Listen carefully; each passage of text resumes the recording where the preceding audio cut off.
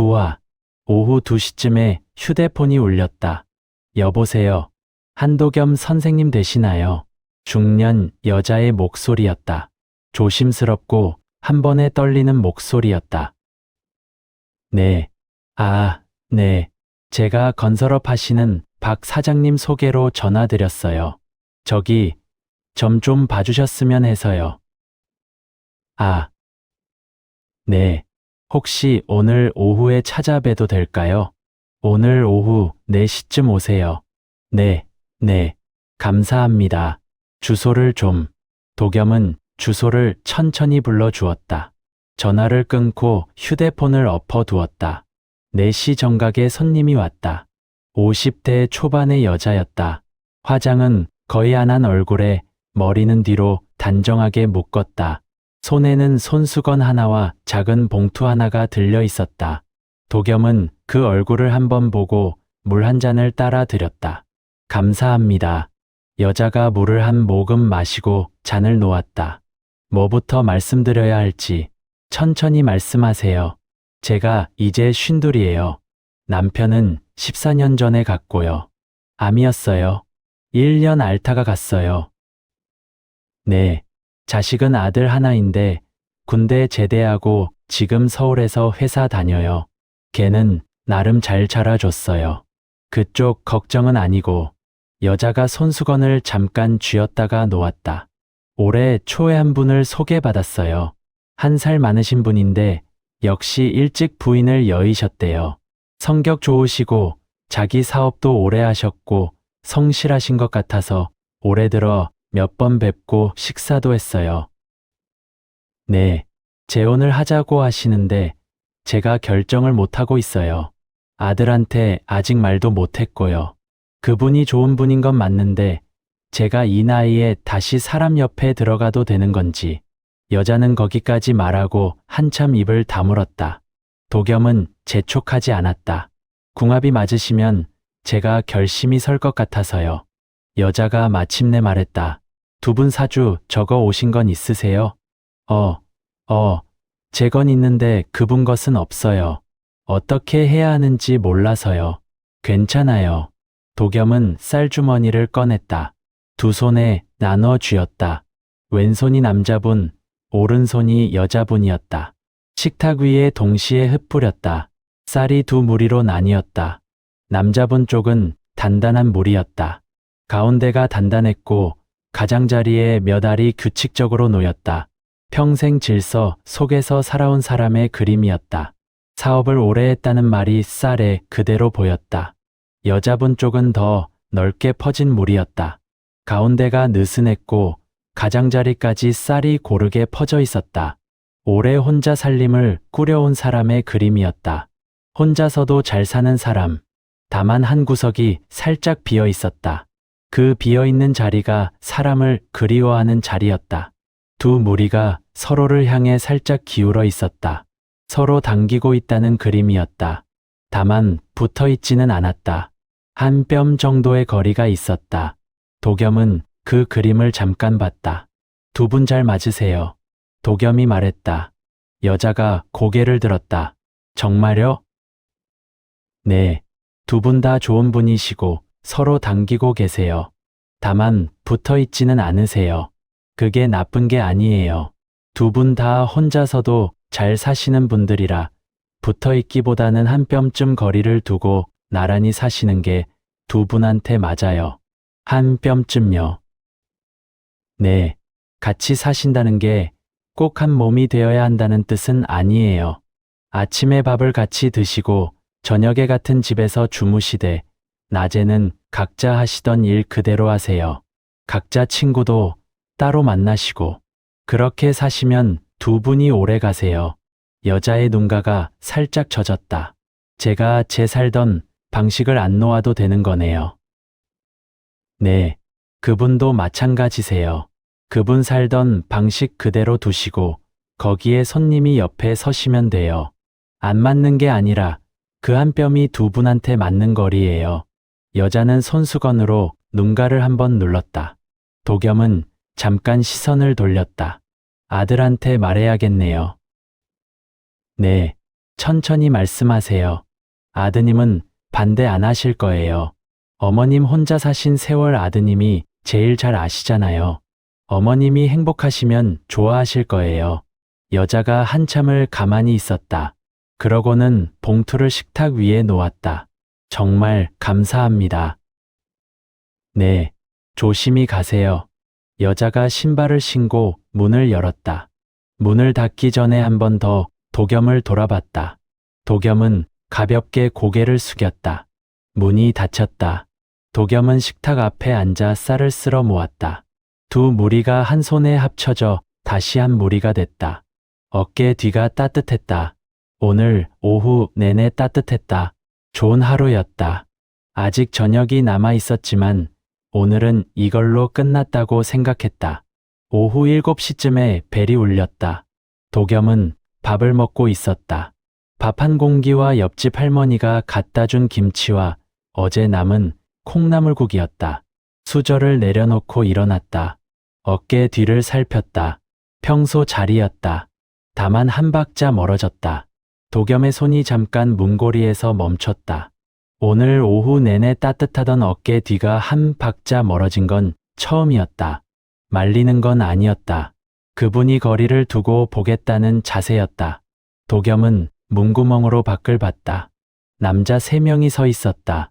한 명은 한 발 앞에, 2명은 뒤쪽에 서 있었다. 앞쪽 남자가 벨 버튼에서 손가락을 떼는 중이었다.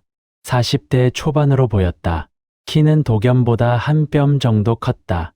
까만 셔츠에 단추 하나를 풀고 있었고 팔뚝에 오래된 흉터가 한 줄 있었다. 다만 얼굴은 그렇게 거칠지 않았다.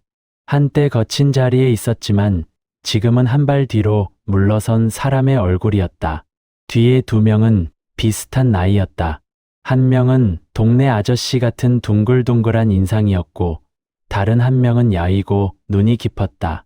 눈 깊은 쪽 남자가 뒤에서 자기 주머니에 한 손을 넣은 채 서 있었다. 도겸은 잠깐 그 셋을 봤다. 어깨 뒤가 여전히 한 박자 멀었다. 위험 신호는 아니었다. 다만 평소와는 다른 자리였다. 그분이 오늘 이 셋을 어떻게 볼지 아직 결정하지 않은 자세였다. 도겸은 문고리에 손을 얹었다. 누구세요? 앞쪽 남자가 말했다. 용한 분이라고 해서 왔어요. 저희 셋이 같이 와도 됩니까? 목소리가 낮고 부드러웠다. 말투에 한 올의 거침이 없었다. 사람을 만나면서 살아온 사람의 말투였다. 도겸은 그 목소리에 잠깐 경계가 풀렸다. 들어오세요. 도겸이 문을 열었다.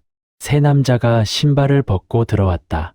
앞쪽 남자가 먼저 들어왔고 둥글둥글한 인상의 남자가 그 다음 눈 깊은 남자가 마지막이었다. 세 사람이 식탁 앞 의자 3개에 나란히 앉았다. 앞쪽 남자가 먼저 말했다. 저는 김철민이라고 합니다. 올해 41입니다. 네, 이쪽은 이종구, 제 동생입니다. 올해 38. 둥글둥글한 남자가 고개를 한번 꾸벅 숙였다. 도겸도 같이 숙였다. 이쪽은 서동수, 얘도 종구랑 동갑입니다. 한 동네에서 같이 자란 애들입니다. 눈 깊은 남자가 고개를 짧게 끄덕였다. 말은 안 했다. 도겸은 그 남자를 한번 봤다가 시선을 걷었다. 어깨 뒤가 살짝 차가워졌다. 도겸의 손이 쌀주머니 쪽으로 가다가 한 박자 멈췄다. 그 서늘함은 경고는 아니었다. 다만 아직 누구인지는 모르는 채로 앞에 한 명 있다는 신호였다. 오늘 저희 셋이 우연하게 같이 있다가요. 김철민이 말을 이었다. 종구 가게에서 만났어요. 제가 종구 보러 갔는데 마침 동수가 들어와 있었고 얘기하다가 이 동네에 용한 선생이 있다더라 하길래 셋이 같이 와봤습니다. 네, 저희 좀 한 번씩 봐주실 수 있습니까? 도겸은 잠깐 숨을 골랐다. 오늘 오후에 한 건 받고 아침부터 경찰서를 다녀왔다. 몸에 한 건 더 받을 여유는 있었다. 새 거는 이모가 말한 한 개였다. 다만 어깨에 뒤가 말리지 않았다. 받아도 된다는 신호였다. 도겸은 받기로 했다. 네, 한 분씩 봐드릴게요. 감사합니다. 제가 먼저 봐도 됩니까? 네. 김철민이 식탁 가까이 다가앉았다. 도겸이 쌀주머니를 꺼냈다. 한 줌을 가만히 흩뿌렸다. 쌀이 식탁 위에 퍼졌다. 한가운데에 단단한 한 무리가 모였다. 그 무리의 바깥으로 몇 알이 퍼졌다. 퍼진 알들이 한 방향으로 뻗어 있었다. 바깥쪽으로 도와주는 손을 뻗는 그림이었다. 김철민이라는 사람이 살아온 결이 그대로 쌀에 나왔다. 안쪽 무리의 결이 한번 거칠었다가 단단해졌다. 젊을 때 한번 방황했다가 지금은 자리를 잡은 그림이었다. 도겸은 그걸 읽었다. 어깨 뒤가 따뜻했다. 그분도 이 사람을 나쁘게 보지 않았다. 선생님 사업 있으시죠? 도겸이 말했다. 네, 있습니다. 젊으실 때는 거친 자리에 계셨고요. 지금은 한 발 물러서 계신 자리세요. 김철민이 잠깐 눈이 커졌다가 짧게 웃었다. 맞습니다. 선생, 단번에 보시네요. 사업은 지금 있는 자리가 맞아요. 올해 안으로 한번 작은 일이 있을 수 있어요. 단속이든 사람 문제든요. 다만 선생님 크게 안 다치실 일이에요. 한번 지나갑니다. 네, 선생님 뒤로 뻗어 있는 게 후배들이세요. 어려운 사람들 뒤 봐주시는 자리요. 그 자리는 그대로 두세요. 계속 있을 겁니다. 거기가 선생님 복이에요. 김철민의 얼굴에서 웃음이 한번 풀렸다. 그러고는 조용히 고개를 숙였다. 고맙습니다. 한 가지만요. 도겸이 덧붙였다. 선생님 건강 요즘 어떠세요? 그냥 그렇습니다. 쌀이 한가운데서 한번 잠깐 움츠렸다가 풀려요. 올해 안에 건강검진 한번 받으세요. 큰 거는 아니에요. 다만 미리 보시는 게 좋아요. 그래야죠. 알겠습니다. 김철민이 주머니에서 봉투를 꺼내 식탁 한쪽에 놓았다. 종구야, 네 차례다. 김철민이 말했다. 이종구가 머쓱하게 웃으며 자리를 바꿨다. 이종구는 아들 얘기를 물었다. 중학교 3학년 아들이 있고 공부를 그렇게 잘하는 편은 아니라고 했다. 고등학교를 어디 보내야 할지, 인문계를 보내도 될지, 아니면 특성화고로 돌려야 할지 고민이라고 했다. 본인 닮아 머리는 평범한 것 같다고 뒤통수를 한번 긁었다. 김철민이 옆에서 야, 네 아들 착해. 니만 안 닮으면 된다 하고 한번 놀렸다. 이종구가 형님이 제일 나빠요 하고 투덜거렸다. 도겸은 쌀을 한번 흩뿌렸다. 쌀이 평범하게 퍼졌다. 한가운데 무리가 있고 그 바깥으로 알들이 자연스럽게 흩어졌다. 한 방향으로 살짝 기울어 있었다. 이쪽이었다. 아드님 내년에 한번 성적이 오르세요. 진짜요? 네. 지금 고민하시는 학교보다 한 단계 위로 가실 수 있어요. 인문계 쪽으로 가시면 되세요. 특성화 돌리지 마세요. 이종구가 숨을 한번 내쉬었다. 아이고, 감사합니다. 우리 애도 이거 들으면 좀 힘내겠네. 아드님 게으른 거 아니세요. 지금 자리를 못 잡고 있으신 거예요. 내년에 한번 자리 잡으시면 그 다음부터 스스로 하세요. 지금 너무 닥달하지 마시고요. 네, 알겠습니다. 이종구가 봉투를 놓았다. 봉투가 얇았다. 도겸은 그 얇음도 안 봤다. 이종구라는 사람한테는 그게 오늘 낼 수 있는 전부였다. 그거면 됐다. 동수야, 네 차례다. 김철민이 말했다. 서동수가 천천히 자리를 바꿨다. 도겸은 쌀주머니를 다시 꺼내면서 어깨 뒤를 살폈다. 어깨 뒤가 싸늘해졌다. 살짝이 아니었다.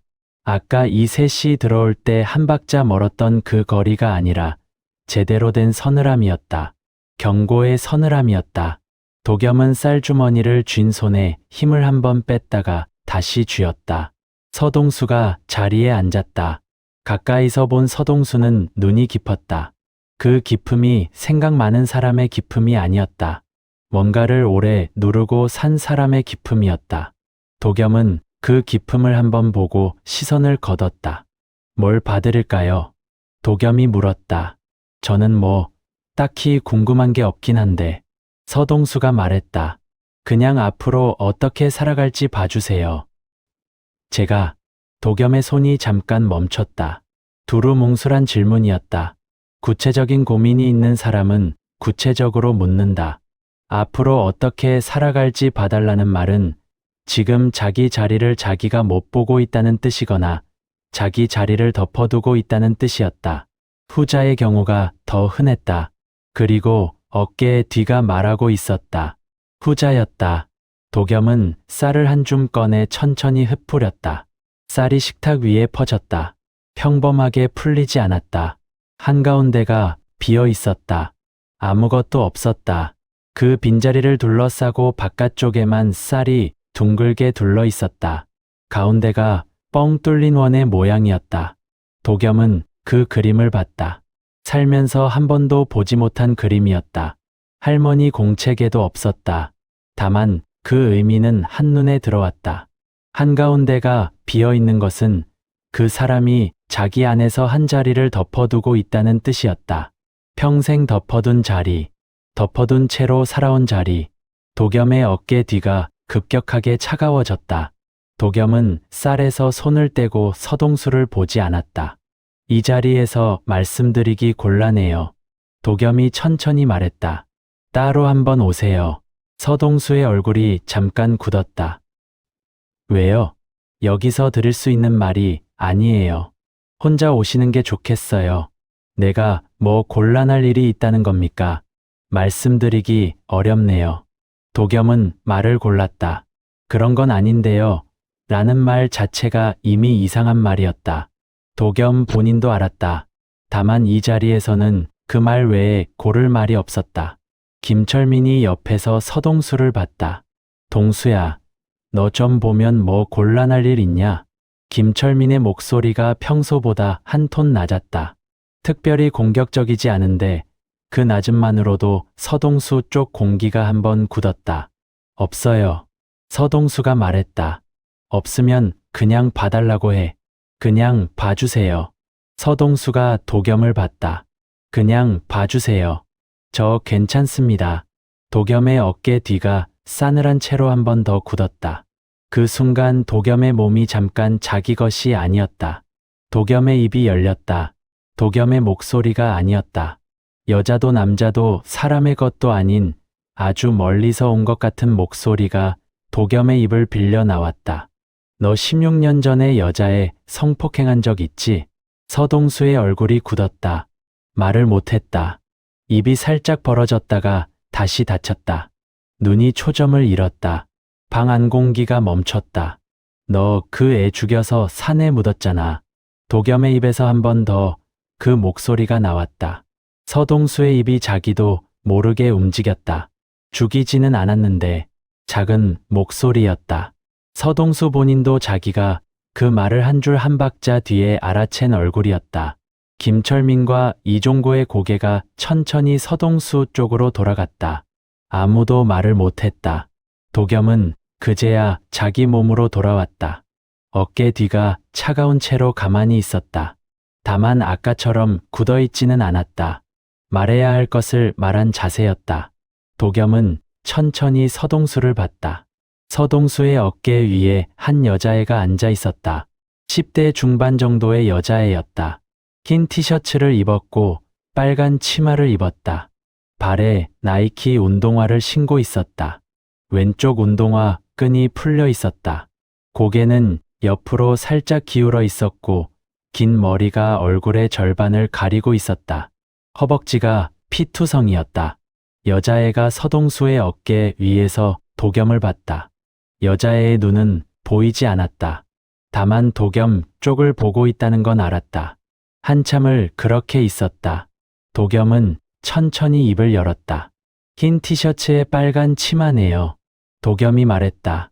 나이키 신발을 신었고요. 왼쪽 끈이 풀려 있어요. 서동수의 얼굴에서 피가 가셨다. 그 여자애. 도겸이 한 박자 뒀다. 지금 서동수 씨 어깨 위에 앉아 있어요.